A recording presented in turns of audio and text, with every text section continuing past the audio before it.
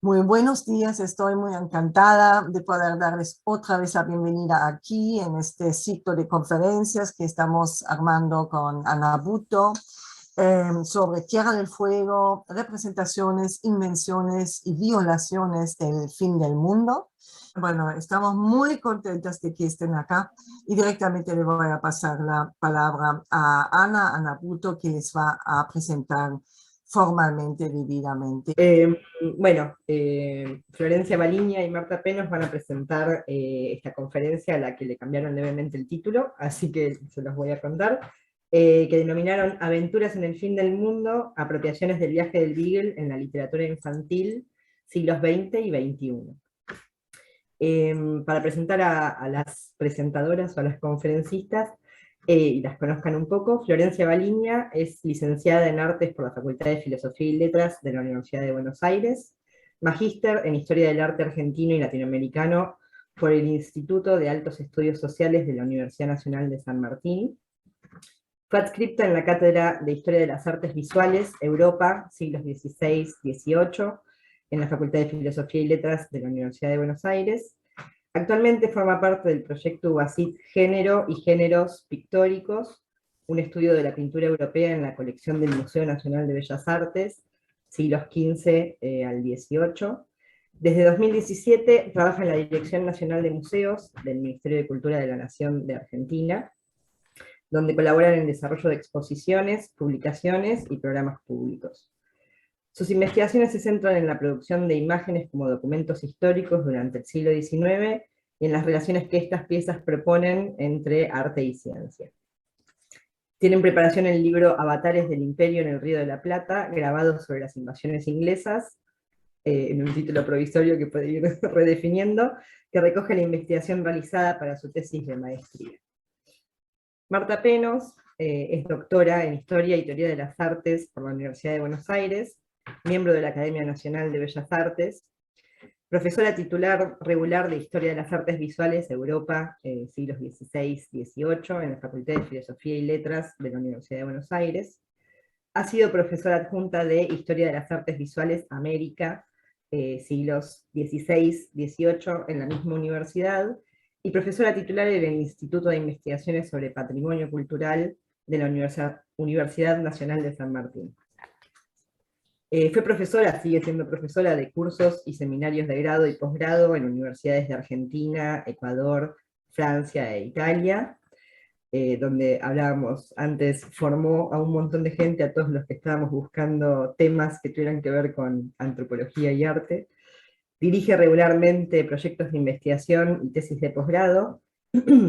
Sus investigaciones se centran en las imágenes de viajes y expediciones de los siglos XVIII y XIX, en temas de arte colonial y en las relaciones entre arte y antropología. Entre sus publicaciones se encuentran Frente y Perfil, Fotografía y Prácticas Antropológicas y Criminológicas en Argentina a fines del siglo XIX y principios del XX, en el volumen Arte y Antropología en la Argentina, de 2005. En el mismo año publicó Ver, Conocer, Dominar, Imágenes de Sudamérica a fines del siglo XVIII. Luego Paisaje con figuras, la invención de la Tierra del Fuego a bordo del Beagle, 1826-1836, del año 2018. Y Arte Indígena, Categorías, Prácticas y Objetos, de 2010, que compiló junto a María Alba Bovicio. Ha contribuido también con textos para catálogos del Museo Nacional de Bellas Artes y del Museo de Arte de Lima, y es creadora y productora de la serie de videos educativos Una Obra, Una Mirada, 2020-2021, que bueno, aprovechó bastante la pandemia para encontrar este dispositivo de divulgación. Bueno, y las dejo con las autoras para que hagan su presentación.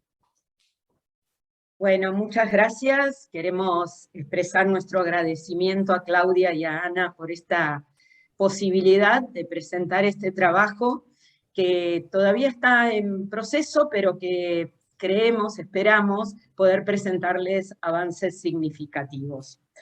Voy a compartir entonces el PowerPoint. Bien, como decía Ana, le cambiamos un poquitito el título.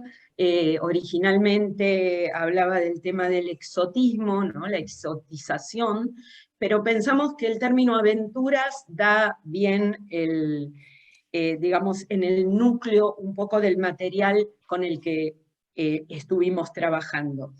En primer lugar, queremos refrescar, aunque todos ustedes seguramente tienen muy presente este viaje porque es muy famoso, el llamado viaje del Beagle, simplemente refrescar algunos aspectos porque consideramos que son importantes para el análisis que vendrá. Es una expedición en 2 etapas, con objetivos eminentemente hidrográficos, por lo menos en la primera etapa, de reconocimiento, ¿no? y acopio de información sobre Sudamérica y especialmente Patagonia y el extremo sur del continente, que va a ampliar estos objetivos en una segunda etapa de lo técnico a lo científico, con los estudios de historia natural a cargo de Charles Darwin, que aún de los relevamientos a cargo de 2 artistas que van a actuar sucesivamente. Por un corto espacio, Augustus Early, y en un segundo momento, Conrad Martens, que durante un año va a participar de los recorridos por Patagonia y Tierra del Fuego. Un cuarto personaje importante es este joven e inexperto misionero, entre comillas, porque así es como lo llama Robert Fitzroy, el capitán del Beagle en la primera etapa y comandante de toda la expedición en la segunda. Matthews va a estar directamente vinculado con el objetivo menos oficial de la segunda etapa, y que va a ser parte del episodio que la literatura infantil va a retomar, como les vamos a mostrar enseguida. La fuente principal para acceder a esta expedición es naturalmente la publicación del informe oficial en 1839, en 3 tomos y un apéndice, el tercer tomo conocido como el diario de Darwin, ¿no? Porque él es el autor, pero si tomamos la obra en su conjunto, vemos que es un relato polifónico en el que Fitzroy opera como un poco como editor, homogeneizando las distintas voces, pero donde se escucha a Philip Parker King, el comandante de la primera etapa, el propio Fitzroy, Darwin, y también algunos oficiales de los cuales se toman los diarios, como es el caso de Murray y Bennett. Personajes que menciono porque vamos a ver que de alguna manera aparecen en nuestro material. El episodio en 2 tiempos del secuestro de 3 Kaweskar y un Yamana y su restitución a Tierra del Fuego constituye uno de los principales focos de las reinterpretaciones contemporáneas de la historia del Beagle, en la literatura, en las artes visuales e incluso en el cine, posiblemente debido a su densidad narrativa y a las problemáticas sobre la vinculación con la otredad que ponen en juego. Para recordar, en la primera etapa de la expedición, durante la persecución a unos ladrones, ¿no? Así es como aparecen en narrative, en la fuente, los ladrones de una chalupa habrían sustraído unos indígenas una de estas embarcaciones que se usaban para el recorrido por los canales, se produce como una escalada, ¿no? En la cual Fitzroy toma y retiene a bordo del Beagle a varios indígenas, a los que menciona casi siempre como informantes, pero a veces se cuelan otros términos, ¿no? Incluso solamente en una ocasión un término equivalente, ¿no? En castellano al de rehén, ¿no? 4 de estos indígenas fueron retenidos en forma definitiva y recibieron nuevos nombres, lo que implicó el borramiento de sus identidades y su reemplazo por otras vinculadas con el horizonte de expectativas, ¿no?, de los expedicionarios. Fueron trasladados a Inglaterra para ser educados con la intención de que, tras ser restituidos a Tierra del Fuego, funcionaran como facilitadores del proceso civilizatorio en la isla, ¿no? Todos estos gestitos que hago es porque son citas de narrative, que así aparece, ¿no? Esta práctica, ¿no?, de sustraer a estos Kawéskar y Uyamana de su entorno propio, ser trasladados, sometidos a una educación forzada, obviamente, pero aparece así, ¿no?, como un proyecto civilizatorio y un experimento educativo. La estancia de 3 de estos fueguinos, ya que el que llamaron Boat Memory, que no conocemos su nombre verdadero, muere de viruela apenas llegado a Inglaterra, pero la estancia de los otros 3 se extendió durante poco más de un año. A fines de 31, cuando el Beagle emprende el regreso a Tierra del Fuego, la llamada Fuegia Basket, Yokushlu, Yorminster, Eleparu y Jemmy Button Orundeliko fueron retornados e instalados en la bahía de Ulaya, cerca del canal de Beagle, donde se construyeron algunas cabañas, un huerto, ¿no?, una suerte de asentamiento, bajo la coordinación del misionero Matthews, aunque muy pronto abandonó este asentamiento. Tras algunas exploraciones, es recién en marzo de 1834 cuando los expedicionarios retornan a Ulaya y hallan que el asentamiento ha sido abandonado, Fuegia y York habían desaparecido, tras, bueno, realizar una serie de acciones de rapiña, ¿no?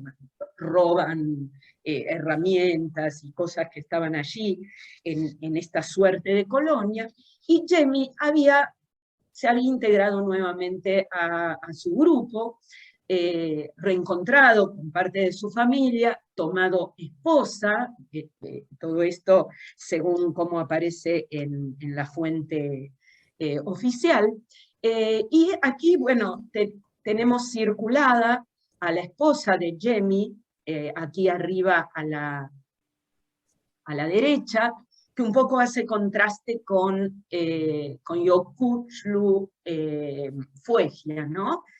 Con su pelo cortadito, una blusita a la europea, ¿no? Es la Fuegia civilizada, ¿no?, que hace contraste con la esposa de Jemmy, y en la parte central tenemos a Jemmy, curiosamente no antes de ser educado en Inglaterra, sino después, cuando vuelve a su vida salvaje, ¿no? En la parte inferior está el Eleparu, Yorkminster, del cual solamente nos muestran la versión educada, ¿no? Esta historia tiene un colofón, ¿no? Un colofón trágico, más de 20 años después, cuando se produce la llamada matanza o masacre de Ulaya. Hay un nuevo emprendimiento misional, y cuando se estaba haciendo un oficio religioso, estos británicos sufren el ataque de unos indígenas, y hay un solo sobreviviente, que es el cocinero Alfred Coles, que señala al que había sido Jemmy Button como el líder, ¿no?, el instigador de ese ataque, por lo cual Orundeliko va a ser juzgado en las Islas Malvinas, aunque sobreseído de los cargos. Esto va a suceder en 1859. Lo mencionamos, este final de la historia, porque vamos a ver que en alguno de los cuentos infantiles, curiosamente aparece este final. En los textos e imágenes de Narrative, de la fuente oficial, que son estos grabados tomados de las acuarelas y de los dibujos que realiza Conrad Martens, los habitantes de Tierra del Fuego son representados como un conjunto con características comunes. Sin embargo, los 4 fueguinos secuestrados, en particular quien es llamado Jemmy Button, aparecen recortados de ese conjunto, ¿no? Sustraídos de ese conjunto, como individuos con características físicas, emocionales y morales distintivas. En cuanto al espacio fueguino, se muestra su carácter adverso, extremo en cuanto al clima, la inaccesibilidad, su carácter peligroso.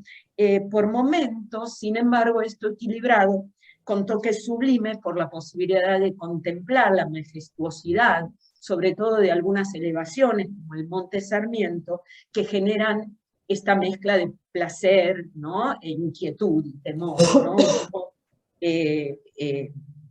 Retomando, ¿no?, lo que significa este concepto de lo sublime.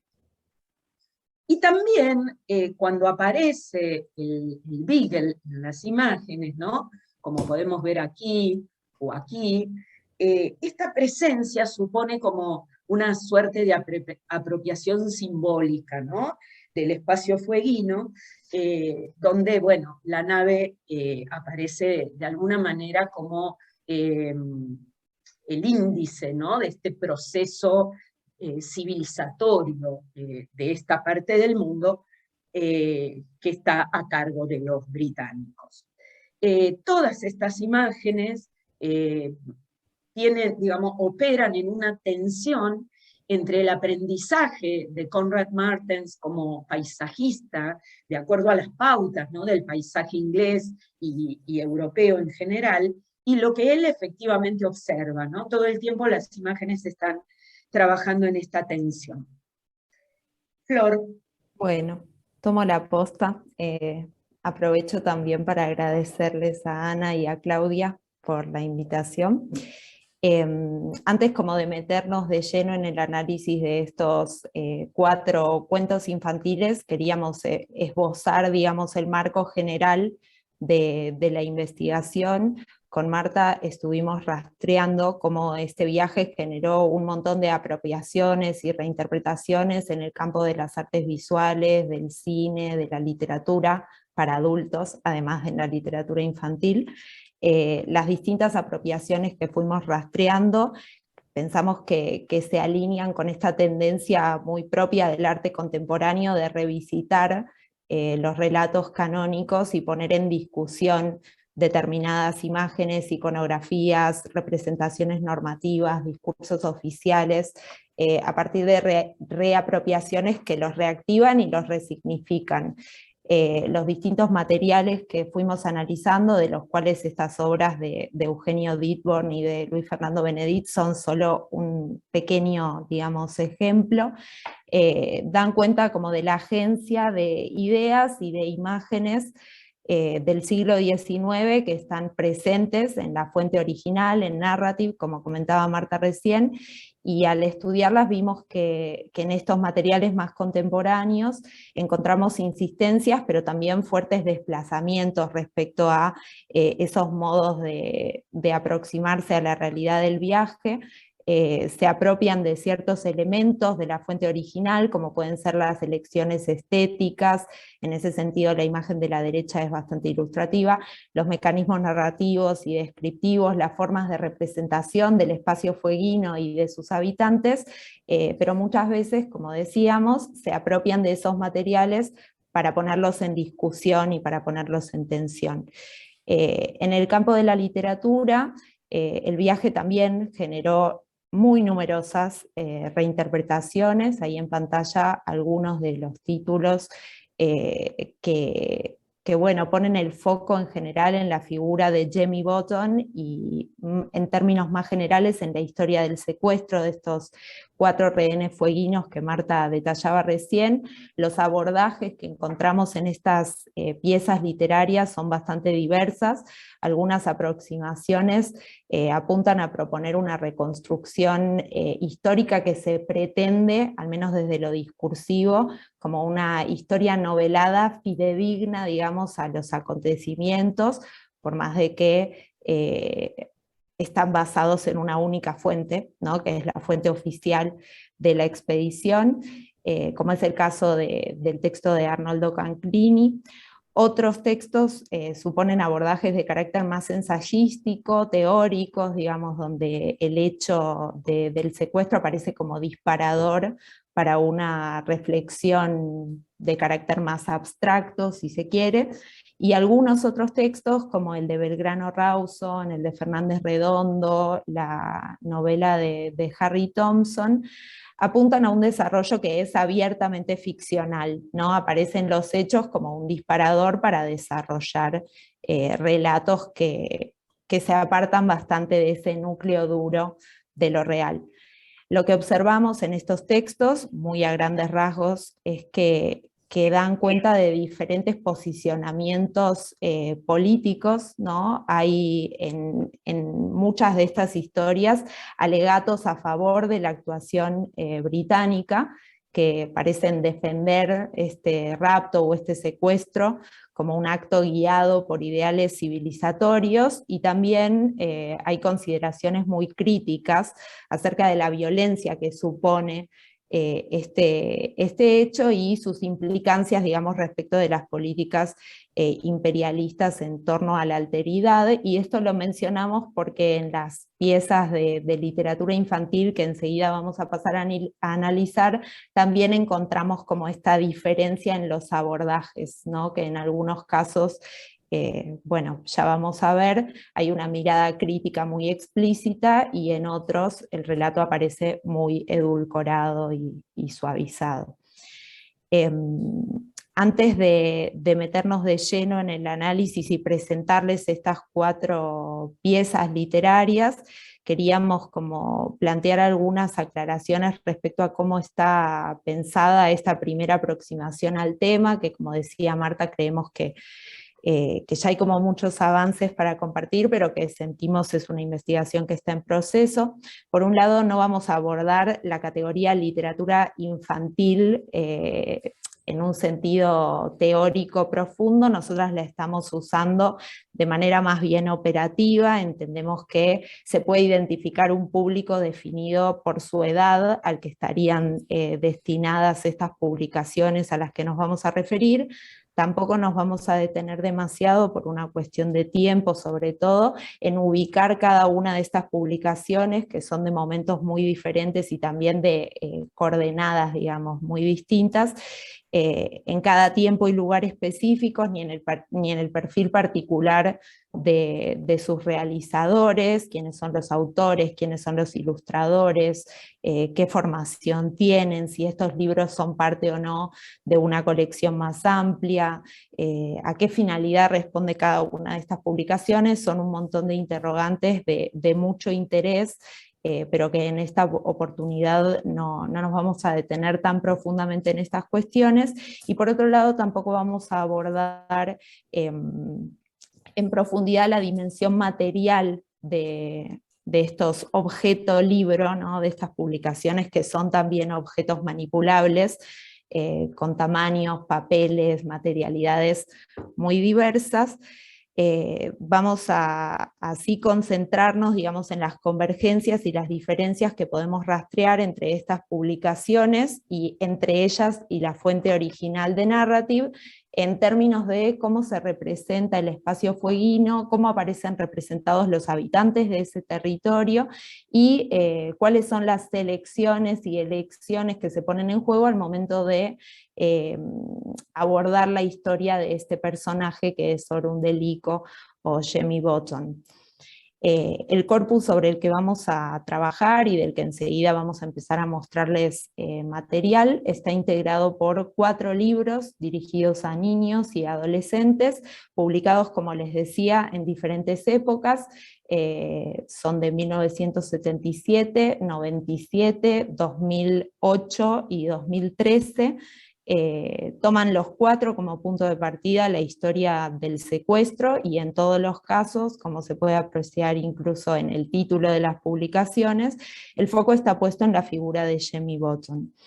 En la mayor parte de estos libros, el texto y la imagen funcionan de manera prácticamente inseparable, se construye la historia a partir del diálogo articulado entre esos 2 elementos, cuando la inseparabilidad es total, al punto tal de que el ilustrador puede ser también considerado como autor. Aplicamos la categoría de libro-álbum, propia del campo de la literatura infantil, y como les decíamos, en estos 4 casos analizados, lo visual y lo verbal operan a la manera de un engranaje de imagen y texto, ¿no? Este diálogo entre componentes textuales y visuales, también es interesante pensar que era muy propio de los diarios de viaje y los relatos de expediciones en el siglo XIX, con lo cual también hay algo ahí que resuena de la propia modalidad de construir relato presente en la fuente original. Nos interesaba también mencionar, si bien no vamos a profundizar en ellos, estas 2 novelas de Michael Ende, Jim Bottom y Lucas el Maquinista, y Jim Bottom y los 13 salvajes, son novelas infantiles de la posguerra alemana, publicadas en el 60 y en el 62, donde nos interesaba llamar la atención específicamente sobre el nombre de uno de los protagonistas del relato, que está inspirado en esta historia que estamos comentando hoy, la de este adolescente fueguino que fue vendido, ¿no? Por un botón de nácar y llevado a Inglaterra, esta nación isla, y mencionarlo en este sentido porque el Jim Bottom de Ende también es enviado a una isla-nación y también es visto por los habitantes de esa isla como un personaje exótico, con lo cual también hay como resonancias entre ese Jim y el Jamie sobre el que vamos a conversar a continuación. Bueno, nosotras articulamos el trabajo en base a algunas preguntas, así que vamos a organizarlo de esta manera. Por un lado, bueno, enseguida nos surgió la pregunta de por qué algo tan cruento podía transformarse, ¿no es cierto?, en un cuento para niños, porque había resultado fértil, ¿no?, en este terreno. Y luego, como dijo Florencia, concentrarnos en la representación del espacio, de Tierra del Fuego, cómo, digamos, qué tópicos se retoman de narrative, qué proponen en cuanto a mostrar este entorno en el cual justamente van a aparecer personajes exóticos, ¿no? Como es el caso del propio Jamie y de los otros rehenes. En este sentido, la representación de los habitantes de Tierra del Fuego también nos da el pie para ver cómo se representan los expedicionarios, ¿no? La contracara. Luego la relación con lo real, ¿no? Con el hecho de que se trata de una historia efectivamente acontecida, qué indicios aparecen en estos relatos infantiles de ese núcleo duro de lo real, y vinculado con esto, qué posiciones políticas, ideológicas podemos identificar respecto de la cuestión de la identidad, la otredad y las prácticas concretas llevadas adelante por el Imperio Británico en estas latitudes. Si vamos al primer punto, creemos que hay una serie de componentes que son repetidos, ¿no?, en este tipo de relatos, como la aventura que supone el viaje a tierras remotas, tanto el de los británicos llegando al sur del sur, como de los fueguinos que atraviesan el océano para ir a Inglaterra. El encuentro con paisajes y personas diferentes, una otredad exótica que provoca curiosidad, un personaje simpático que es un poco fuera de lo común. Orundelli Jemmy ya atrajo a Fitzroy, a Darwin y a otros tripulantes como Murray y Bennett, que lo mencionan en sus diarios, por su carácter extrovertido, curioso, comunicativo, rasgos que todos ellos que recogen los cuentos que analizamos. Eso y su edad, ¿no? Se cree que cuando es secuestrado tenía unos 15 años, lo convierten en un protagonista ideal, ¿no?, para este tipo de cuentos. Los elementos, ¿no?, que se destacan en general tienen que ver con constantes de la literatura infantil, el asombro, la curiosidad, la aventura, estos adjetivos, ¿no?, que aparecen repetidamente como fantástico, insólito, sorprendente, fabuloso, etc. En líneas generales, el traslado de esta historia al campo de la literatura infantil parece convertirla en entretenimiento, en divertimento, y en diferentes grados se produce un borramiento e invisibilización de la violencia fundacional que la atraviesa, aunque veremos que esto no es total, algo de esta violencia se filtra casi inevitablemente. Vamos a la representación del espacio. Un primer ítem a considerar es la travesía. En todos los casos, las imágenes en torno a la navegación dan cuenta de la peligrosidad del viaje, lo cual se vincula directamente con la idea de aventura. En algunos casos, este peligro se traduce en grandes olas que empujan a la nave, en otros, más sutiles, se asocia con la vastedad del océano, en contraposición con la pequeñez de la embarcación. El uso de valores bajos, como pueden ver en el caso de Barcelay, Vidalio o Paves Sanfuentes Hoyos, estos negros y azules muy profundos, muy oscuros, refuerzan esta sensación de amenaza. Es posible establecer vínculos con un tópico de la pintura desarrollada particularmente en Holanda en el siglo XVII, que es la iconografía de tempestades y naufragios. Una iconografía que contenía un mensaje moral, ya que la nave era metáfora del alma, que debe controlar y superar los tumultos de las pasiones. Señalamos este vínculo, y vamos a hacer esta salvedad nuevamente, no porque haya una relación directa, pero sí un abrevar en una cultura visual que en forma indirecta puede estar alimentando estas imágenes contemporáneas. En el texto de Narrative del viaje transoceánico se registran principalmente datos duros, ¿no? Los datos del clima, las mareas, la caracterización de alguna escala, y la excepción a esto es Darwin, que tiene una prosa más subjetiva y que da cuenta continuamente del malestar, ¿no?, que le provocaba el movimiento de la nave. La fuente original reserva para Patagonia y Tierra del Fuego la insistencia en el clima hostil y la navegación riesgosa, algo que se recoge, por ejemplo, en esta primera cita de uno de los cuentos. En realidad es interesante porque si bien el texto de Narrative contiene estas notas de peligro, de amenaza, de dificultad, en cuanto a las imágenes, los grabados y las acuarelas de las que derivan, suavizan u omiten estos rasgos, ¿no?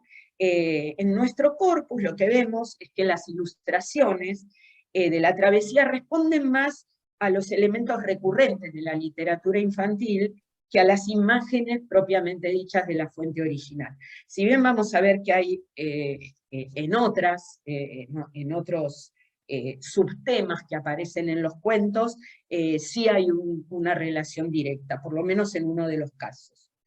En la segunda cita que estamos viendo de otro de los ejemplos, se hace hincapié en esta característica doble, ¿no?, del espacio fueguino, simultáneamente amenazante, pero además digno de una contemplación estética, lo cual lo hace sublime. En cuanto a la representación de Tierra del Fuego, varias imágenes presentan como una vuelta de tuerca, un volver resignificando de la percepción del entorno fueguino tal como aparece en Narrative. Casi 200 años después de la expedición del Beagle, las costas fueguinas no se presentan ya tan decididamente amenazantes o riesgosas. Puede aparecer en algunos textos, como vimos recién, pero no tanto en las imágenes. Lo que prevalece es una mirada que las representa como un espectáculo digno de ser admirado por la belleza del paisaje, por la particularidad de su flora. En Jamie Button, este libro publicado por dos editoriales, una de Londres y otra de New York, la representación del bosque fueguino resulta selvática. Hay verdes muy intensos, una frondosidad, ¿no?, muy notable. Recuperan estas imágenes una idea repetida en la fuente original, en particular en el diario de Darwin, el concepto de entangled, enredado, enmarañado, ¿no?, como una característica de la geografía fueguina, que se asocia a su difícil exploración y por lo tanto a su difícil comprensión. En este entramado de formas, esto que vemos aquí, que ocupa además toda la página, ¿no?, hay como una suerte de horror vacui, hay algunas formas que evocan especies propias del entorno patagónico, como el pehuen, que por supuesto no crece en Tierra del Fuego. Y a la vez vemos perdido en la vegetación un wigwam, ¿no?, una vivienda, lo que indicaría que los habitantes de Tierra del Fuego viven en estado de naturaleza, ¿no? Todo aparece en un entramado muy apretado, sin que se diferencie, digamos, lo humano de lo natural. Hacia el final de la historia, de esta historia, de este libro, cuando Jamie regresa a Tierra del Fuego, se señala que la isla, cito, la isla había permanecido igual, del mismo modo que el bosque, el cielo y el océano. Parece plantearse así una oposición entre dos espacios y dos tiempos. Uno, un espacio que cambia a una velocidad inusitada, que está focalizado en Londres, y otro que es estanco y siempre igual, Tierra del Fuego. De alguna manera resuena aquella idea de Hegel de que América es pura naturaleza y que no tiene historia. El colorido y algunas palmeras que andan por ahí, no solo en este libro, también en algún otro de nuestro corpus, que son ajenos, por supuesto, a este paisaje, dan cuenta de la agencia de estereotipos en torno a lo americano como amazónico o caribeño, y en este sentido también llama la atención el recurso en esta doble página al avistaje del cielo desde un árbol alto, bastante improbable en un canoero llámame, ¿no? Acá está Orundelico, ¿sí?, observando desde un lugar muy alto de la vegetación el cielo.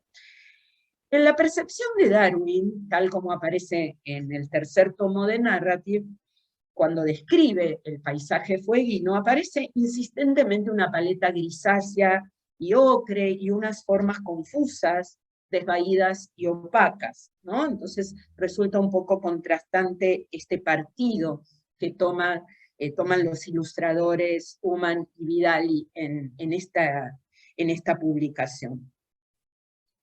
En otra de nuestras publicaciones, Jamie Button, El Fueguino, la representación del bosque es idílica, con énfasis en el verdor y en lo pintoresco del paisaje. Como contraste, aquí en el fondo de la imagen, se manifiesta algo de esos tonos grisáceos y de la sequedad que mencionábamos antes, insistía Darwin, ¿no?, en ello. Si tomamos otro de nuestros ejemplos, el insólito viaje de Jamie Button, podemos poner en relación algunas imágenes vinculadas con el entorno fueguino con los registros visuales producidos en el marco de la expedición. Estas acuarelas de Conrad Martens y los grabados derivados de ellas.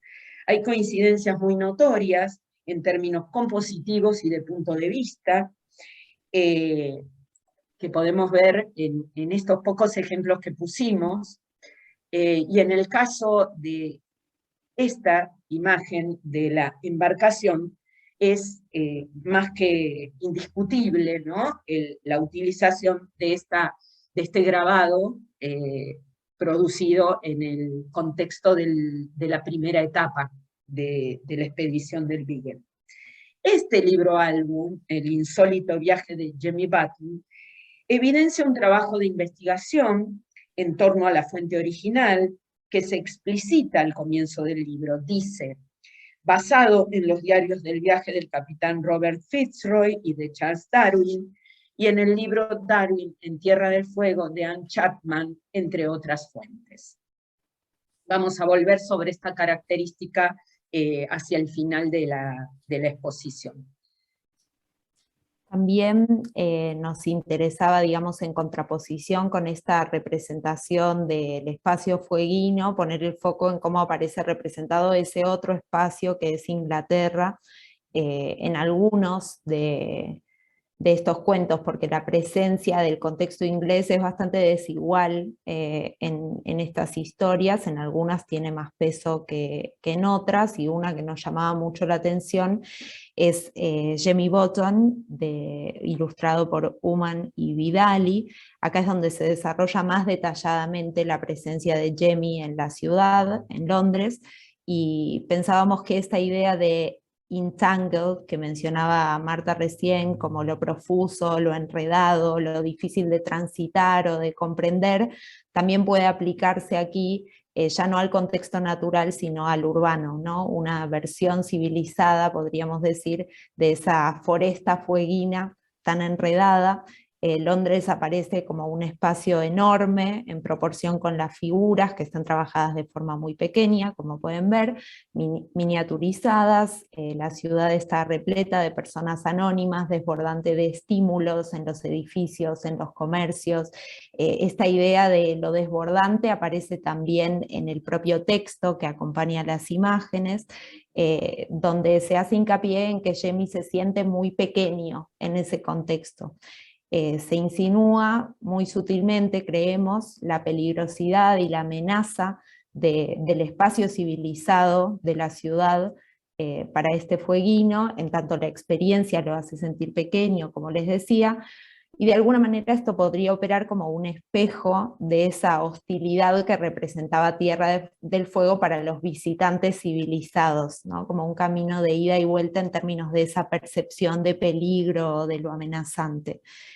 Sobre este carácter indeterminado de los occidentales, en este relato en particular, ustedes ya pueden ver en pantalla cómo están trabajados a partir de siluetas que raramente aparecen individualizadas. Vamos a volver en un ratito.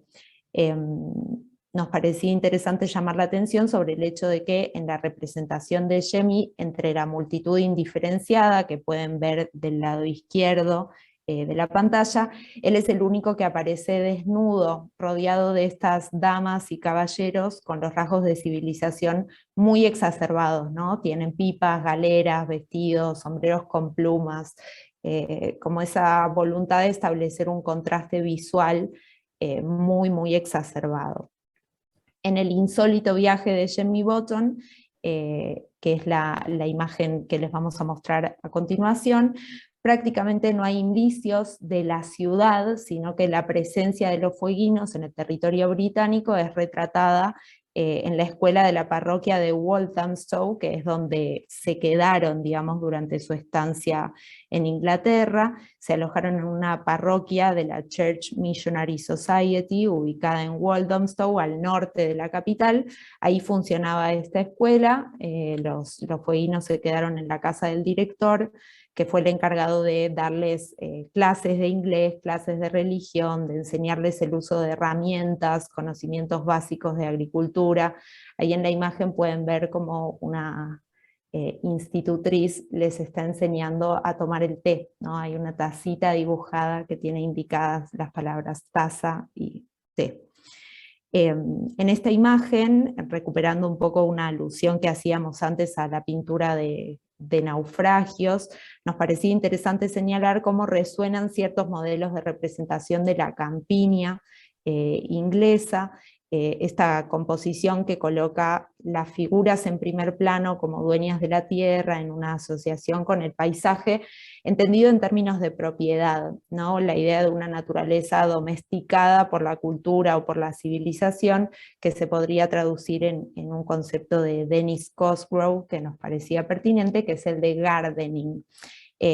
Como decía Marta antes, no postulamos que existe una relación directa entre imágenes, pero sí nos parecía interesante identificar cómo esta, entre otras pinturas, forma parte de la cultura visual occidental en la que de manera incluso inconsciente o indirecta todo productor de imágenes abreva, y es en ese sentido que también un poquito más adelante nos vamos a detener en otras imágenes donde encontramos estas resonancias. En cuanto a la representación de los personajes, ¿no? A grandes rasgos, los 4 cuentos presentan 2 conjuntos o tipos, ¿no? Los fueguinos y los británicos. A partir de recursos visuales y textuales, la relación que se plantea entre ambos es de abierta oposición o antítesis. En las imágenes, esto aparece por medio de contrastes en los tonos de piel y fundamentalmente el par desnudez-vestimenta. Finalmente son 2 modos tradicionales, ¿no?, de distinguir a los civilizados y los salvajes. En el caso de la fantástica historia de Jamie Button, la monocromía y el estilo inspirado en el animador George Dunning, el de Yellow Submarine de 1968, lleva al ilustrador a imaginar una indumentaria anacrónica en contraste con las pieles que cubren a los fueguinos, colocadas a la manera de túnicas antiguas e incluso con referencia a la iconografía de San Juan Bautista en el desierto. Este ejemplo es de Tiziano. Es decir, no hay aquí una intención de hacer correspondencias con lo real, con datos etnográficos, sino que se alude a un exótico salvajismo general, ¿no?, sin notas específicas. En los 2 grupos aparecen figuras genéricas, es decir, los fueguinos, los marineros o marinos, los británicos, y además, entre estos, personajes identificados con los protagonistas, básicamente Fitzroy, Jamie y algunos otros. Mención aparte merece, como ya adelantamos, Jamie Button, ya que el único personaje con rasgos individuales es el propio Orundeliko o Jamie. Los británicos son tratados como siluetas, a manera de sombras, y se los menciona como visitantes a Tierra del Fuego, los cuales a su vez proponen al Yamana una visita a Inglaterra. La incongruencia de presentar a estos personajes frente a él, frente a Orundellico con Jacquet y Galera, contribuye a que los podamos interpretar en términos simbólicos como representantes de Occidente, de su cultura, sus modales y buenas costumbres. Es de notar que este tratamiento esquemático e incorpóreo les da un carácter fantasmal que podría incluso resultar inquietante para un lector infantil. En el insólito viaje de Jamie Button, fueguinos y británicos se presentan de manera contrastante, incluso a nivel compositivo. La coloración de la piel de los británicos es extremadamente rosada, con sus narices enrojecidas, y presentan corporalidades injutas y encorvadas, en un giro hacia lo grotesco. Hay un trabajo detallado de las diferencias en la indumentaria de los marinos según sus grados, es decir, que se vuelca esto en la representación de los uniformes. Los cuerpos de los fueguinos, marrones y semidesnudos, también presentan ciertos rasgos caricaturescos. Se juega con la extrañeza que causa la alteridad en un doble sentido, ¿no? De unos hacia otros. Llamamos la atención sobre la semejanza compositiva entre la imagen superior y la conocida pintura de Matisse, cuyo planteo en este caso se vuelca en un sentido muy diferente, ¿no? Del viaje, la celebración, lo lúdico, hacia una huida, ¿no? El peligro que provoca la incursión de los británicos y que provocan este escape de los fueguinos. A nivel textual, también estos libros trabajan sobre la percepción de los fueguinos por parte de los británicos y viceversa. Lo presentan como una mutua incomprensión que a través del tamiz de la literatura infantil aparece como asombro, extrañeza, curiosidad. Estos relatos para niños, podemos pensar, vuelven a poner en imagen a Orundellico Jamie y a los otros fueguinos secuestrados. En este sentido, repiten, recrean el gesto de Fitzroy de dibujar, retratar a los indígenas desde su mirada situada occidental. De hecho, vuelven a representar en palabras e imágenes la operación de exhibir sus dos estados, salvaje y civilizado, a partir de esta oposición que comentábamos, desnudez, vestimenta, desprolijidad, aseo. Al igual que en la fuente original, los aspectos físicos aparecen como rasgos sintomáticos de la cultura, la educación, la civilización y el salvajismo, la barbarie, el estado de naturaleza. La indumentaria, el corte de pelo, el baño, determinan uno u otro estatus, recogiendo la tradicional relación entre apariencia externa y cualidades interiores. La imagen abajo a la derecha, que pertenece al libro de Escurra, a Jamie Button el fueguino, está trabajada a partir de las pautas de la fotografía familiar burguesa, o de incluso previo a eso la pintura, ¿no? de familias. Se muestra a Jamie, Fuegia y York en su estado educado, y está directamente inspirada en la lámina de Narrative, como ustedes pueden comprobar por el 3/4 perfil de Jamie, ¿sí? El detalle de la vestimenta, que es exactamente igual. No quisimos poner otra vez toda la lámina porque iba a ocupar mucho lugar, pero también York y Fuegia están tomados de allí. Los ejemplos estudiados tienden a exaltar los momentos de pasaje del estado de salvajismo al de civilización a partir de estas operaciones de disciplinamiento del cuerpo. También representan en todos los casos el cambio de estado posterior, como de la civilización y de la educación y los buenos modales, sobre todo Jamie vuelve a su estado original de salvajismo. una vez que son regresados a Tierra del Fuego. En 3 de los 4 cuentos, el relato finaliza con el retorno de Jamie a su tierra, el despojamiento de sus ropas inglesas y el regreso a su modo de vida anterior. Podría pensarse que este final es un modo de reconocer el fracaso, ¿no?, del proyecto civilizador, una suerte de aceptación de la fuerza y la vigencia, ¿no?, de la identidad original de los fueguinos. Tal vez incluso de manera inconsciente, es algo que se filtra en los relatos.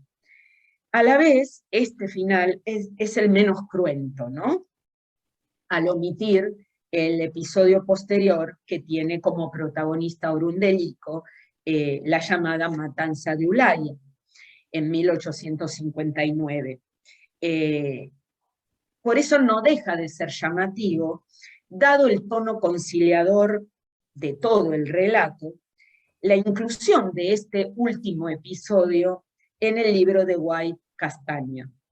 En esta parte final del libro se asume que Jamie fue culpable de esta acción y se justifica su accionar por supuestos celos y rencores motivados por el buen trato que en la nueva misión fundada por los ingleses en Ulaya, el buen trato que recibían todos los yámanas y no él solo por parte de los británicos. Algo bastante insólito, pero bueno, es esta la interpretación que aparece. Pero de todas maneras, llamamos la atención en que es bastante llamativo, bastante sorprendente el hecho de que este relato, que es, junto con el de Ezcurra, el más edulcorado, incluya este último episodio que es verdaderamente muy violento.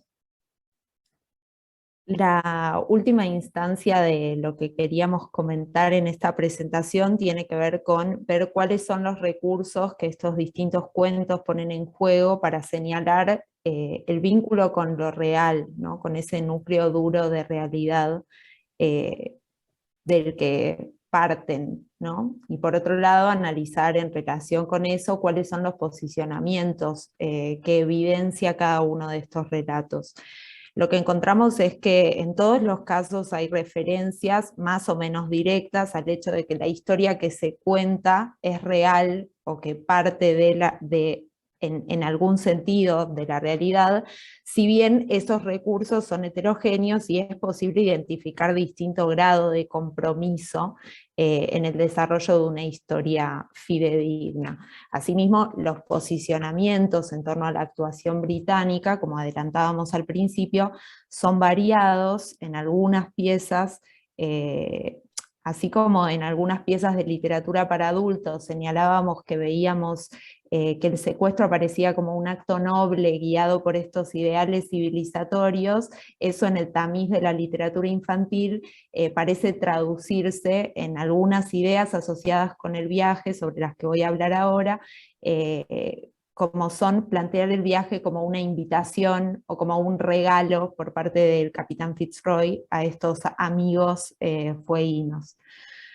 Como ya señalamos, en el insólito viaje de Jamie Bottom, al comienzo del texto se explicitan las fuentes, se indica que el cuento toma como punto de partida los diarios de viaje de Darwin y de Fitzroy, y además se incluye como una batería de recursos, soportes, herramientas para contextualizar la historia. Ahí en pantalla pueden ver una doble página en la que aparecen las fechas de ambos viajes, líneas que marcan el recorrido realizado por la expedición sobre un planiferio, un detalle a las islas en las que vivían los Yámanas y los Cahuéscar, también hay un glosario que explica distintos términos, es decir, toda una cantidad de herramientas previa al momento de ingresar en la historia que el cuento relata, que permiten contextualizarla. En relación con los otros 3 casos estudiados, este parece ser el más apegado a los acontecimientos, y también el que expresa sin eufemismos la violencia del secuestro y de este proyecto civilizatorio de Fitzroy. Hay varios indicios en este cuento de una mirada crítica, aparecen los idiomas yámana y cahuéscar en determinadas instancias del texto, se explicita la agresión de los británicos sobre los fueguinos. Marta mostraba antes una lámina en la que había varias personas como corriendo de un ataque armado. En esa doble se relata incluso cómo uno de los británicos mata a uno de los fueguinos.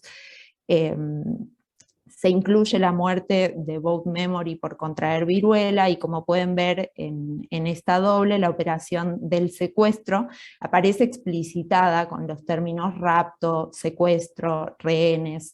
En esta historia aparece el personaje de Bennett casi como un contrapunto de la figura de Fitzroy.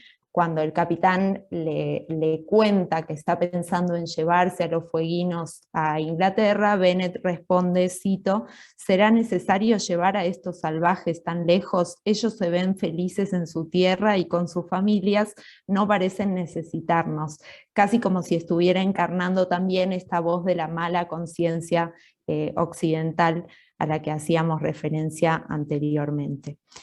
En la fantástica historia de Jimmy Button, el viaje aparece idealizado, se propone como un regalo, textualmente, que el capitán le hace a los fueguinos, una aventura que iban a recordar para toda su vida. Sin embargo, en este texto también se filtran ciertos elementos que dan cuenta como de esa violencia que atraviesa todo el relato, como por ejemplo cuando se comenta las dificultades que tienen los fueguinos para adaptarse al entorno británico y cómo eran sospechados de ser caníbales, con lo cual la gente les tenía miedo, etc. El relato abunda bastante en eso.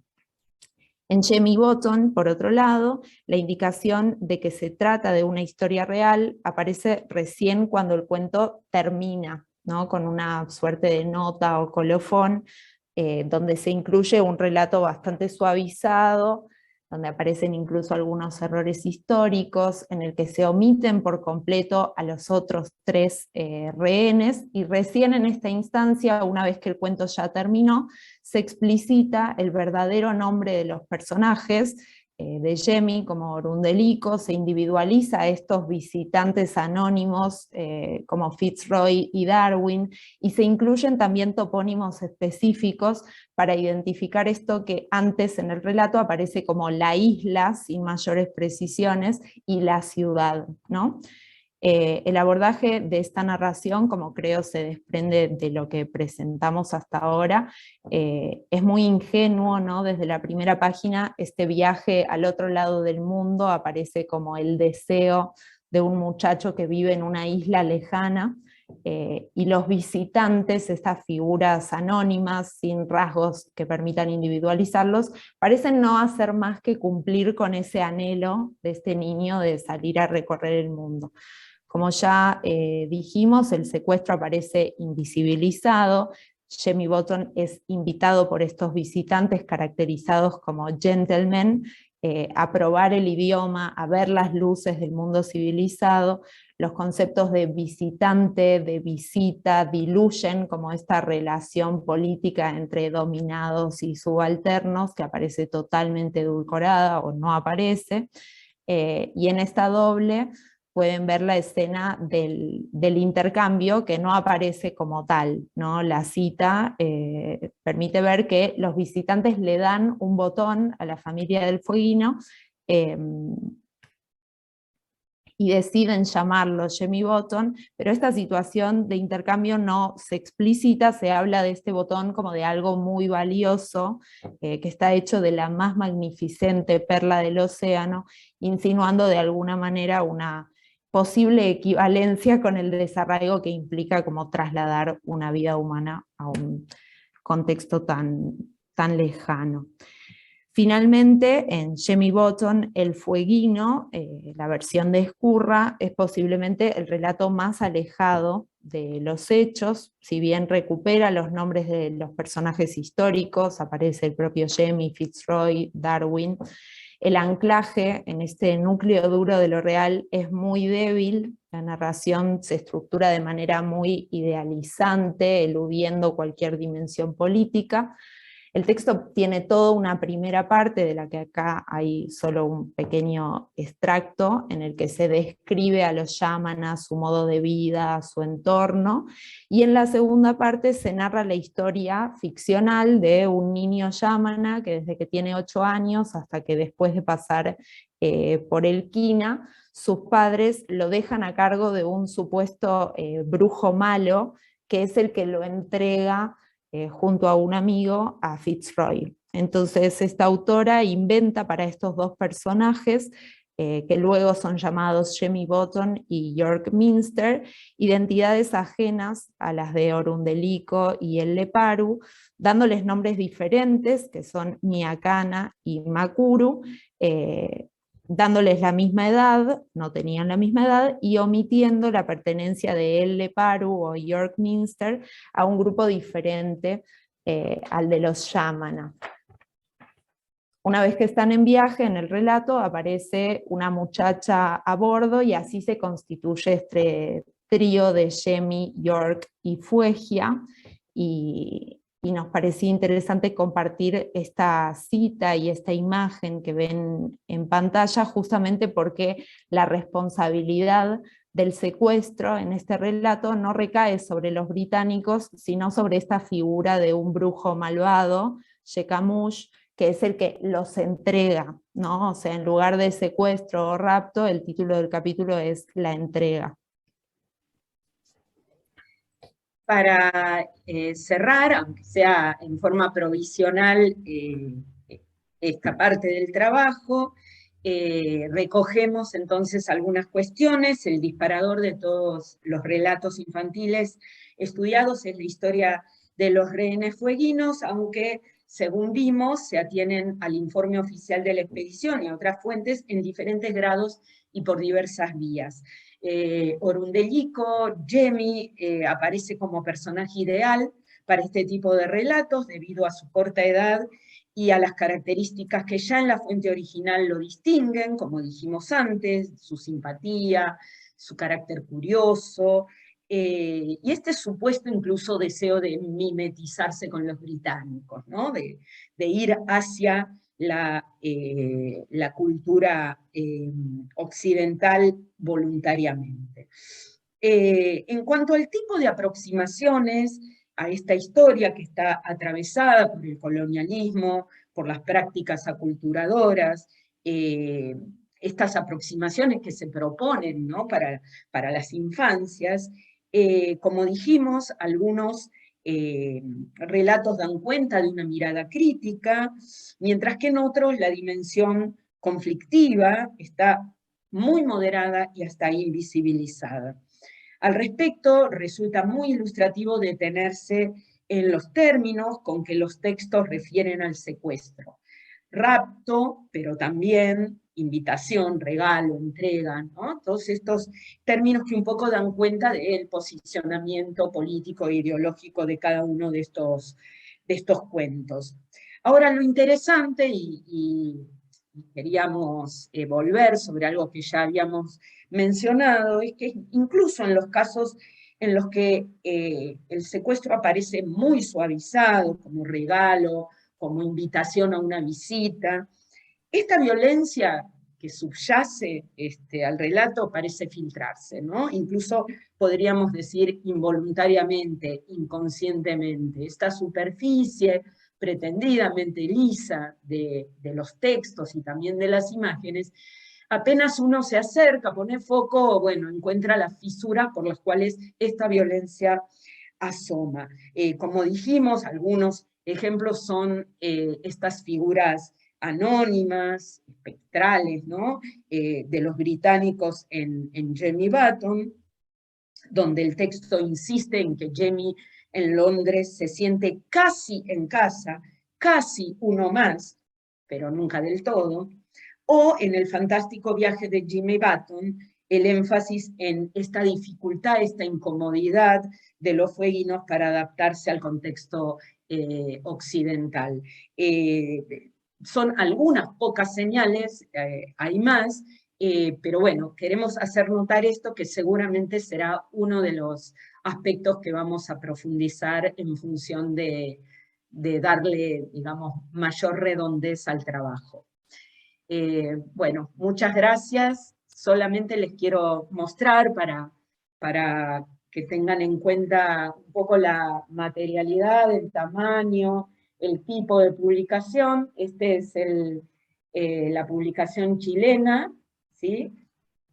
El insólito viaje de Jimmy Button, un poco la puesta en página, ¿sí? Para que se den una idea.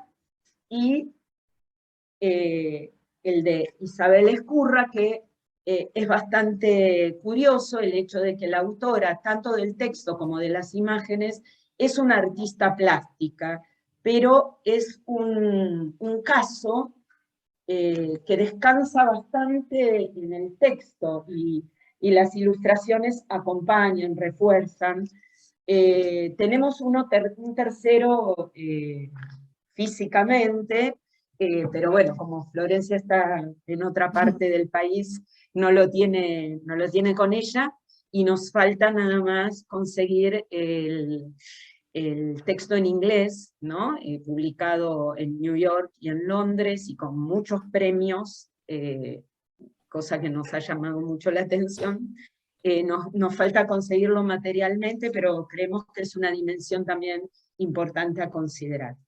Bueno, muchas gracias. Gracias.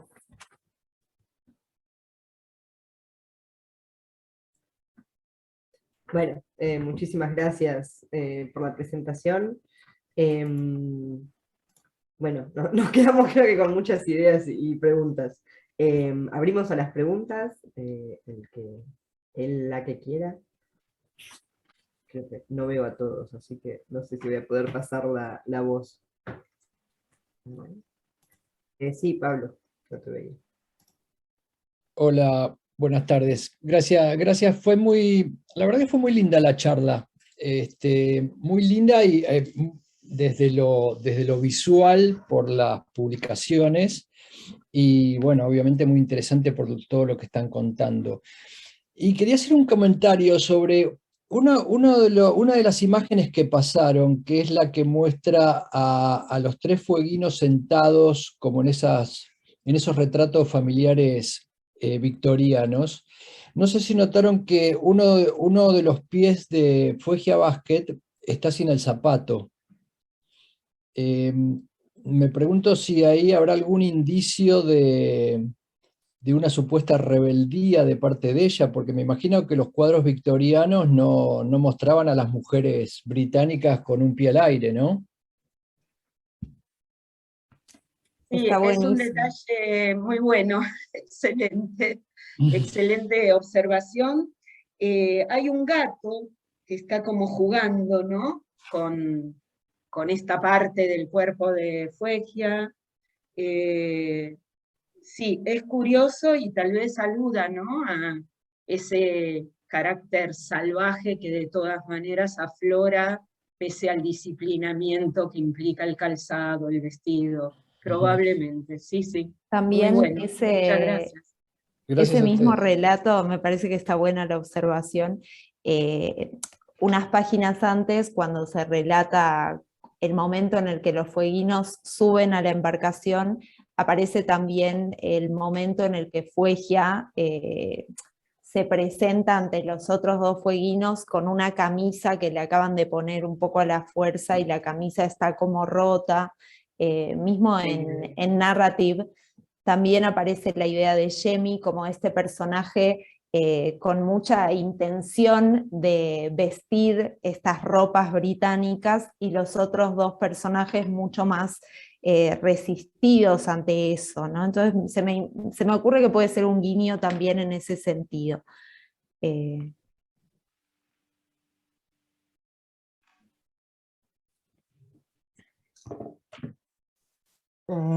Lo que yo bueno, antes que nada, muchísimas gracias, por supuesto, por la charla, súper informativa, súper llena de detalles, y bueno, muy, muy rica, muchas gracias. Y lo que, bueno, lo que yo me estaba preguntando es que aparentemente no se utilizó, digamos, el libro para niños de una forma de justamente enseñanza decolonial, ¿no? No hay esa, porque en realidad sería un requisito fantástico, justamente a través de la imagen, a través de la conjunción texto-imagen, qué sé yo, contar la historia, pero desde justamente otra perspectiva, pero aparentemente en su búsqueda no encontraron un material así que iba a ese lado, ¿no? No, tal vez el más cercano a esa intención es este, porque verdaderamente no ahorra ningún término, o sea, hay ahí una explicitación de la violencia que significó este experimento brutal, eh, pero hasta ahí, digamos, ¿no? Y se nos antoja también que justamente por eso hacíamos un poco la salvedad, ¿no? De que realmente hace falta ubicar estas publicaciones en tiempo y lugar, ¿no? Son publicaciones situadas, no es lo mismo este texto que es de 2008, ¿no? Creo que sí, de 2008, publicado en Santiago de Chile, que un texto del 97 publicado por una editorial que se dedica que está asociada a una empresa turística de expediciones a Patagonia y Tierra del Fuego. La editorial que publica esto es parte de un emprendimiento comercial turístico y además es del 97, ¿no? Y ni hablar del caso del 77, que es el que se nos apareció hace muy poco, Último. ¿no? Es el último que apareció. Entonces, hacer ese trabajo de contextualizar y pensar un poco la intencionalidad, el porqué de estas publicaciones, si son parte de una colección, en el caso del libro chileno, son parte de una colección que tiene que ver con la recuperación de acontecimientos históricos. Entonces, hay Sí, ahí... quizás ahí sí hay una finalidad más didáctico-pedagógica que no aparece en los otros textos. En el que está publicado en Nueva York y en Londres es un cuento para niños sobre un viaje al otro lado del mundo, pero bueno, como observábamos, o sea, el vínculo con la historia real aparece como un colofón al final del texto, ¿no?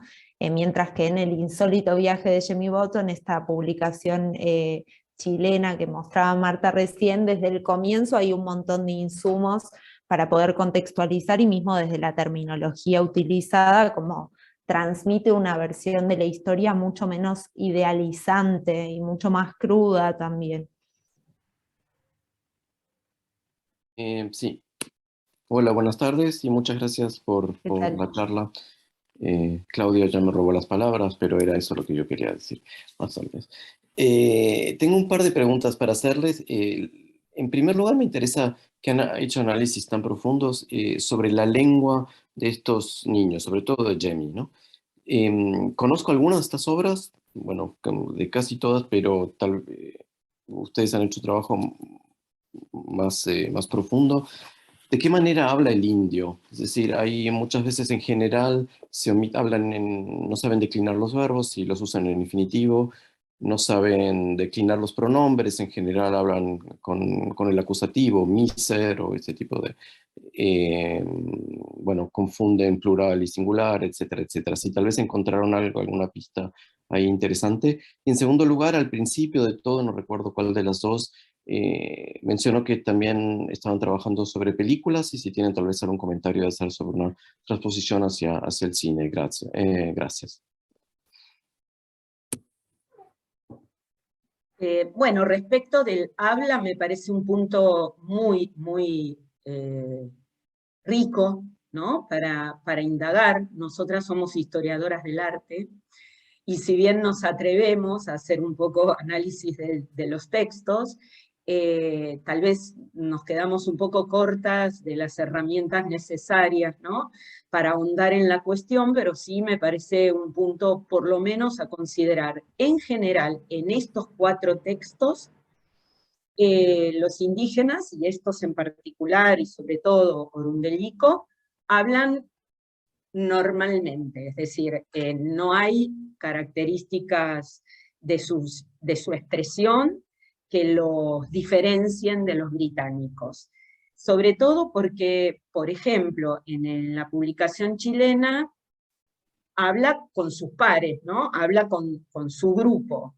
Lo mismo en el de Escurra, en el Jemmy Button el Fueguino, donde hay toda una historia previa de este niño, que no se llama Orundellico, se llama Miacana, y es como que se asume una lengua común para todos los personajes, sean, digamos, británicos o sean fueguinos.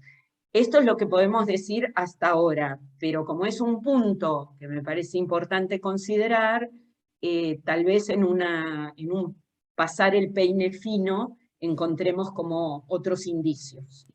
Perfecto, gracias. Te mando aquí por la chat, existe un artículo de un muy buen estudio, muy simple, muy similar al de ustedes, pero que sí es una antropóloga lingüista que habla y escribe de manera muy complicada, pero este texto no. Y analiza representaciones en Hollywood de dibujos animados, de Pocahontas, etcétera, etcétera, de cómo está, y creo que hay paralelos súper interesantes para hacer. ¿Cómo me dijiste que recordaste que se llamaba Mikunan? El hecho que cambien los nombres. Miacana. Miacana, esos dos nombres que son tan del Rey León, ¿no? De King Lion. Exacto, Miacana y Makuru se llaman, que son como... Indican que la lengua yagán es imposible o sea, no es bonita para que los niños la escuchen, ¿no? Es mejor poner un nombre tipo The Lion King. Y eso con otra sonoridad. Exacto. Con sonidos que además se asocian, como mi cuna no tiene, es vocal, consonante, vocal, consonante, es como muy simple, son sílabas cerradas, y eso también es un puntito interesante. No tan simpático como el del pie que descubrió, pero bueno. No, pero es un punto muy importante, como Hakuna Matata, ¿no? Como el Rey León, digo, es como... Sí, exacto, tiene esa sonoridad. Y respecto del cine, gracias por este dato, muy bueno. Sí, buenísimo. Atrápalo, Florencia. Sí. Respecto del cine, nosotras trabajamos en esta etapa anterior, donde trabajamos literatura y artes visuales, sobre todo con El botón de nácar de Patricio Guzmán, una película, si no me equivoco, de 2015, ¿puede ser? Sí, creo que es de 2015, 2016. Sí, de 2015. Y que también no es exactamente esta historia, pero esta historia le sirve a Guzmán para trabajar, digamos, una serie de cuestiones que tienen que ver con la historia de Chile y la historia de Chile en relación con el espacio fueguino, ¿no? Sí, el disparador de la historia tiene que ver con el hallazgo de un riel al que hay como pegado en el fondo del mar un botón. Entonces establece como un relato donde cruza la historia de Jemmy Button y ese botón con el arrojamiento de los cuerpos de detenidos desaparecidos en las costas chilenas, como llevando, digamos, generando un paralelismo entre dos historias con un relato como muy crudo y muy poético al mismo tiempo, en el que se filtran también imágenes del paisaje, como del territorio, ¿no? Y del botón como símbolo también. Sí. Y yo un poco retomando quizás el debate anterior, me preguntaba, que es mi obsesión actual con las representaciones de los pueblos fueguinos, si en alguno de los libros aparecen los pueblos referidos en presente. porque por lo que vi en ese que mostraron, que parece ser el más progresista, el insólito viaje de Jimmy Button, aparecen los Kaweshkar y los Yaganes o Yámanas en pasado, ¿no? Sí, no hay ningún puente al presente, y siempre se trata de una historia, o bien datada, cuando hay como un anclaje con lo real más directo, o bien absolutamente ubicada en un tiempo impreciso que no, digamos, eh, no se vuelca, digamos, al presente. Que podría ser del siglo XV, XIV, XVI, sin importar Sí, que esté más cerca en realidad, claro. exacto, sí, Bien. sí. No sé, Javier, ¿seguías? Si puedo robar, con gusto. Claudia preguntó sobre las representaciones educativas y les quería señalar, tal vez conocen, hay un libro que se llama Tamara, una niña Yaga, editado por la no sé qué de Educación Parvularia de Chile, que es con una serie de fotografías de un día normal en la vida de una niña Yagan, que hoy esa niña tiene 16 años y es una niña real, Yagan, y se saca las fotos en su casa con la abuela, ay, ¿cómo se dice en castellano? Pronipote. Also, Como die Tochter bisnieta von der o Helene. bisabuela, Bisnieta, eso. bisnieta.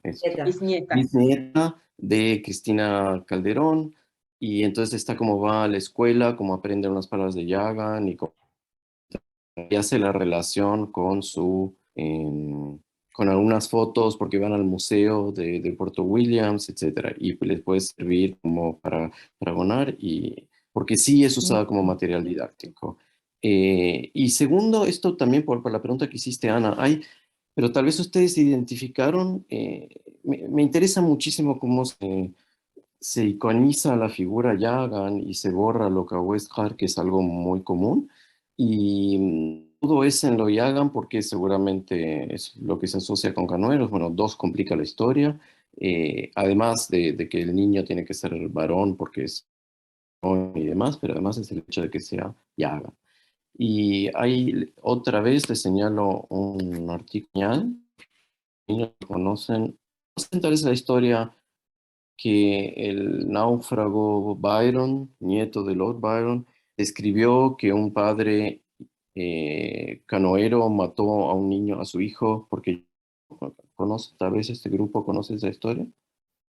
Um, Eh, Tal vez ven algún reflejo en algún lado y es interesante. Existe en muchas obras literarias, se repite esta historia. Hubo un náufrago de una expedición inglesa en 1700 y algo, que es el nieto de Lord de Lord Byron, Byron. y él Ok. escribió su relato que fue un bestseller increíble. Y ese episodio de que una vez vuelven de una canoa a la costa, perdón, Byron fue un náufrago, fue rescatado por una familia de indígenas, sobre todo por un capo indígena que lo condujo hasta Chiloé, hasta Castro, donde finalmente fue llevado prisionero a Valparaíso y de ahí de regreso a Inglaterra. Ahí fue famoso y un día escribió estos libros que fueron bestsellers. Ok, ahí está este relato de que volvieron del mar frustrados, el niño tenía una cara de huevos y los dejó caer, y el padre agarró al niño y no sé, lo estrachó contra una piedra y lo mató y la madre lloraba desesperada, etcétera, etcétera. Este relato se pega al Yagan, aunque no es geográficamente, y se borra también la fecha, y lo cita Darwin, ese relato. ¿Cómo puede ser que un pueblo así, y después lo citan 15.000 personas más?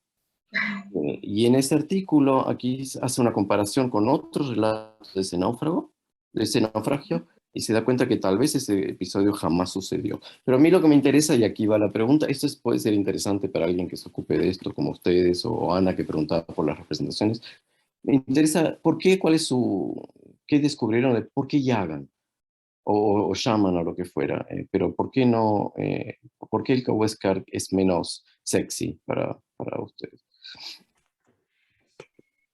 Así como una primera hipótesis me parece que también tiene que ver específicamente con la figura de Yemi, como este personaje que también tiene una relevancia muy grande en la fuente original,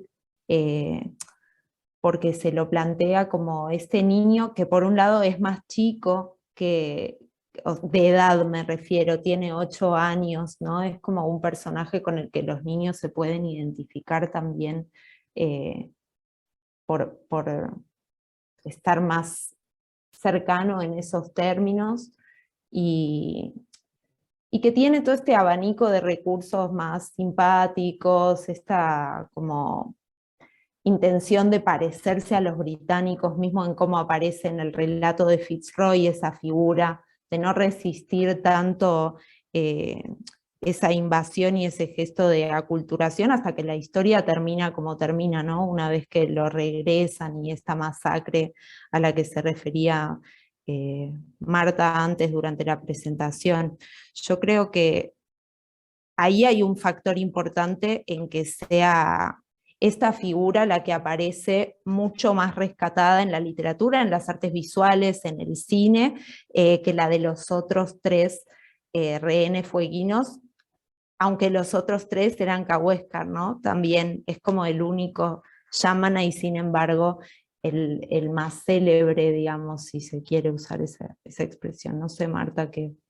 Sí, yo creo que tiene que ver con la personalidad de Orundellico que fascinó, enamoró de alguna manera a estos expedicionarios. Esto ya aparece reiteradamente en Narrative, y hace que los otros se opaquen. York Minster, el Leparu, tenía un carácter muy violento, reaccionaba mal ante cualquier avance que hacían los británicos, era muy, digamos, fuerte y quería imponerse. Y el caso que a mí me llama más la atención y que en Paisaje con Figuras, el libro un poco traje el problema del género, ¿no? La única mujer de este cuarteto, luego trío de secuestrados, realmente se queda en un segundo plano bastante notable. Y yo creo que tiene que ver con una suerte de obturación de todo, digamos, la dimensión erótica que supone embarcar a una niña. Se cree que tenía 9 o 10 años, ¿no? Al momento de ser raptada. Embarcar a una niña desnuda, a la cual en Narrative se plantea enseguida que lo primero que hicieron fue ponerle la camisa de un marinero, o sea, rápidamente, y luego en el viaje de regreso, creo que es en Montevideo, si no me equivoco, Fitzroy le compra un vestido, porque no puede ser que esta niña anduviera por ahí encubierta, desnuda o semidesnuda, o con esta camisa así nomás. Entonces yo creo que todas esas implicaciones eróticas y sexuales que significaba embarcar a una niña que se fue transformando en el año que estuvo en Inglaterra, en una puber, es la que enamora a la reina Adelaida. La reina Adelaida le da encajes, anillos, una suerte de diadema, todas cosas muy útiles para vivir en Tierra del Fuego. Es la que fascina a la reina, pero el que gana la partida es Jane. Y yo creo que más que una cuestión de grupos étnicos, está su personalidad, que fue evidentemente muy atractiva, y cierto segundo plano intencionado de la niña. Bueno, Boat, que era muy amoroso, dócil, se muere enseguida, ¿no? Entonces, me parece que va más por allí. En algunos de los cuentos aparecen los Owens Mann, que podríamos identificar con Onas, como muy malos, ¿no? Como personajes realmente que incursionaban entre los yámanas, creo que es en el Descurra, que incursionaban entre los yámanas, los perseguían, pero luego no hay alusión a ningún otro grupo. Gracias. Es súper interesante por lo que vemos en este seminario en general. El que roba cámaras siempre es Yagan. ¿Cuántas presentaciones hemos escuchado aquí siempre hablando de Yagan y con yo mismo? Y el Yamanan, porque hay una última hablante, todos y Yagan hay 8, entonces no es tan interesante. Kawescar siempre queda en un lugar, un gráfico exactamente al lado y muy parecido, ¿no? Es muy antropología. Se escuchó todo El que entrecortado. roba cámara es Yagan. Que es interesante que el que roba cámara en antropología siempre le hagan, a pesar de tener, y tener mucho también para dar. Su lengua está aún más usada que el Yagan, etcétera, pero la representación es siempre del otro lado, y eso es interesante. Quizás la Sí, última pregunta. sí, en realidad tiene que ver con lo que comenta Javier. Corregime vos, Ana, porque yo no tengo los conocimientos, pero tengo la sensación de que los yaganes ocupaban más la zona del canal, bien de ambas márgenes, de lo que ahora es Argentina y Chile, y los cahuéscar estaban más hacia el oeste, metidos en la zona de los fiordos chilenos. Creo que la ubicación geográfica era esa, ¿no? Actualmente, y casualmente por el tema de los problemas con las salmoneras que están rebrotando en estos días acá en Tierra del Fuego, se está también, y ya lo ha hecho, se ha expresado mucho la comunidad cahuéscar, además de la Yagán y los habitantes de acá que estamos con el tema, ¿no? Pero a mí me parece que eso tiene que ver con una cuestión de ubicación geográfica de los que en ese momento eran los habitantes yaganes y los cahuéscar, ¿no?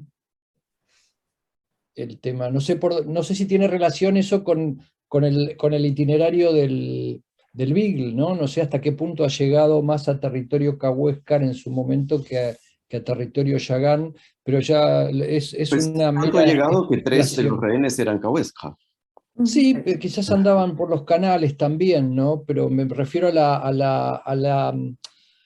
a qué tanto entraron a territorio cahuéscar los británicos como han entrado en territorio yagán por haber pasado por el canal. Eso es lo que desconozco, es una especulación, ¿eh? Sí, se hicieron, digamos, ay, perdón, Ana, que No, sí. te saqué la palabra. No. No, que el Beagle hizo exploraciones que llegaron bastante al oeste. No sé si plenamente a territorio cahuéscar, pero de hecho tomaron contacto con cahuéscar en distintos momentos de las 2 etapas del viaje. De hecho, cuando hablábamos al comienzo de la escalada de secuestros, esto se produce porque hay un grupo de marinos que son delegados a explorar hacia el oeste con esta chalupa y vuelven, creo, 10 días después, en una embarcación improvisada con troncos, con fibras vegetales, porque les habían robado, ¿no? La embarcación. Y toda esta persecución de los supuestos ladrones es hacia el oeste. De hecho, cuando toman a Yemi es cuando ya están regresando hacia el canal, digamos, hacia lo que hoy es Ushuaia, la región propiamente del canal. Es cuando se resigna Fitzroy y dice, bueno, no importa, ya está, no la vamos a recuperar. Y es ahí cuando toman a Jenny, ¿no? A Orundelico. Claro, que, por lo que recuerdo del viaje del Beagle, recorren como una gran parte que es como esa especie de bisagra entre los dos territorios, ¿no? Que tampoco era una frontera exacta. Entonces, probablemente entraron en contacto con los dos pueblos, naciones, grupos, no sé qué nombre ponerle para esa época, que compartían parte del territorio y se solapaba y estaban casados entre ellos, bueno, casados también, bueno. Tenían familias entre los distintos grupos, con lo cual sí es es como interesante esa representación como más centrada, sí, quizás en esto que ustedes dicen, ¿no? En la personalidad de Jamie Button, y cómo sí, los Kaweshkar quedan ahí como un poco desdibujados. Y me parecía interesante esto que decías del género de Fuegia Basket,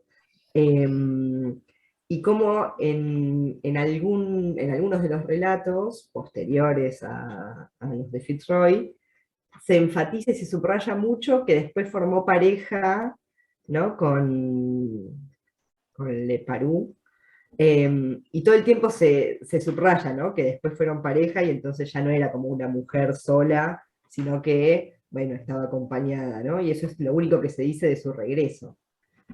Sí, incluso hay versiones de que a York lo mataron y que ella tuvo que prostituirse con los marinos que llegaban a las costas del canal y que murió muy joven, pero es verdad que hay casi como un relato en términos casi de Jane Austen, en narrative, cuando cuentan que durante la estancia en Inglaterra se enamoraron York y Fuegia, y que entonces tenían el proyecto de fundar una familia cuando regresaran a Tierra del Fuego, una cosa así, muy idealizante, ¿no? Sí, sí, tal cual. Bueno, creo que cerramos acá, que ya son las 3 en punto. Les agradecemos de nuevo por esta magnífica presentación que nos despertó tantas preguntas y tantas controversias. Y bueno, intentaremos conseguir alguno de estos libros, a ver si se los sumamos a su investigación. Por Genial. favor, gracias. Muchas gracias. gracias. Muchísimas Bueno, y nos vemos gracias. Gracias. el 6 de julio. Gracias, Gracias. Muchísimas gracias a Ana y a Claudia y a todos los que han participado. Gracias. Un saludo grande para todos. Muchas gracias por la invitación. Adiós. Chao. Adiós.